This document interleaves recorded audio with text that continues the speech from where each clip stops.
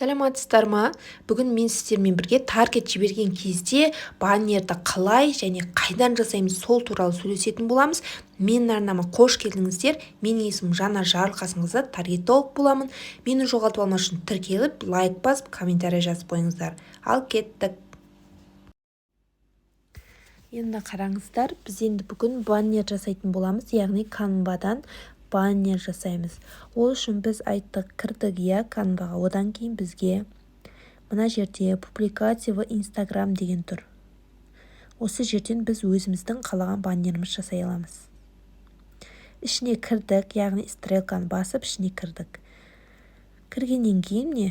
Қарап өзімізге ыңғайлы, қайсы келеді, соны таңдаймыз. Мысалы, мен мынаны алғым келіп тұр, осыны алғым келіп тұрса, осыны мысалы, осыны алдық делік. Бұл жерде былай фотолар өшіп ауысады, бірақ басқа жақтан фото қоя алмайсыз да.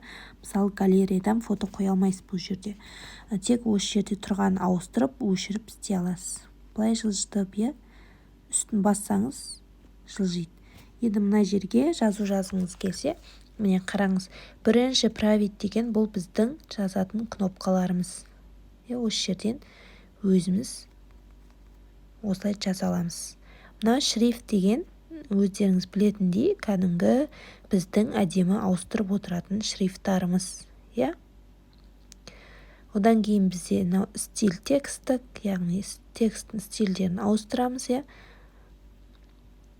Одан кейін бізде үлкейтіп, азайтып, размерін жасай аламыз әріптің.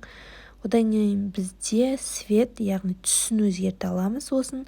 Мынаны көрдіңіз ғой, мынаны өзгертесіз ба, мынаны киімнің өзгертесіз ба деп бізге көрсетіп беріп тұр. Одан кейін бізде форматы, яғни қай жерде тұру керек, қандай форматта деген сияқты. Ар жақтар бізге керек емес. Главный осылары ғана керек. Енді бізге осы жерге таргет дедік, мынау керек емес болса, жоғарғысында керек емес болса, үстін басамыз да, мына удалиттің суретін басып тастаймыз.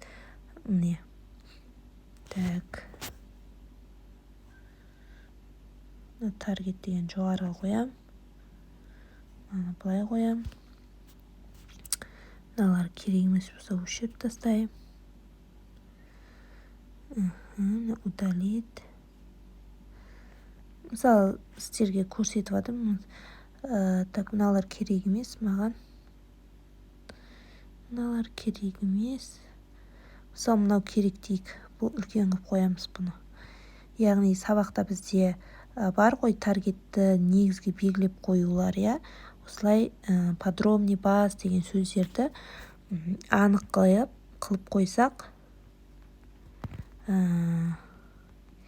көрген адамдарға сразу белгі беріп тұрамыз. Яғни ол кісі көріп кетіп қалмас үшін оған подробный баз деп нұсқа береміз.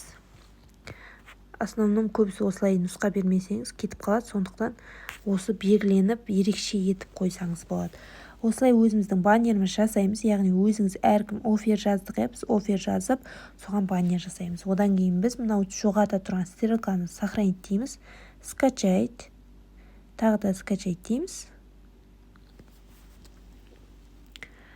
Так, болды, біздің баннеріміз уже X-ті баса саламыз. Баннеріміз уже дайын. Міне. Дайын болды. Шық кетіп, мен сіздерге галереядан көрсетейін. Мына жақта міне, уже біздің баннеріміз галереяда сохранить етіп тұр. Көрдіңіздер ғой, түсінікті болды деп ойлаймын. Келесі сабақта мен сіздерге